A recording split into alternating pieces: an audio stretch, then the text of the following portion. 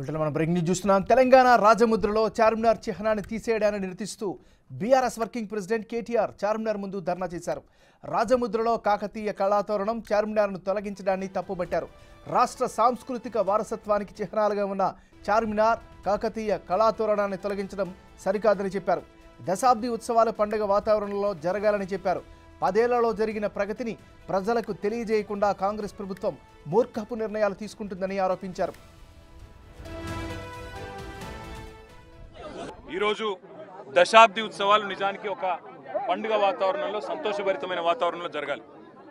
మరి 10 ఏళ్లలో సాధించిన ప్రగతిని కాదని, 10 ఏళ్లలో జరిగిన పనిని కాదని, అభివృద్ధిని గుర్తించలేని ఒక మూర్ఖ మొండి వైఖరితో కేవలం కేసీఆర్ గారికి పేరు రాకూడదు, కేసీఆర్ గారి పేరు వినబడకూడదు అనే ఒక మూర్ఖపు ఆలోచనతో కాంగ్రెస్ ప్రభుత్వం ఏదైతే ఉందో ఇవాళ గత 10 ఏళ్లలో జరిగిన ప్రగతిని కానరానియకుండా, గత 10 ఏళ్లలో జరిగిన పనిని కానరానియకుండా కొన్ని మూర్ఖపు నిర్ణయాలు తీసుకుంటా ఉంది.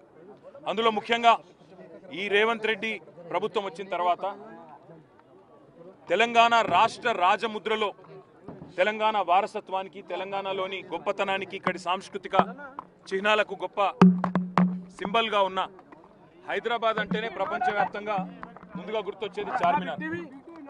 బ్రహ్మాండంగా చార్మినార్ ఒకటే కాదు, ఇవాళ తెలంగాణ అంటేనే గుర్తొచ్చేది కాకతీయ వారసత్వానికి చిహ్నంగా ఉన్న కాకతీయ కళాతోరణం.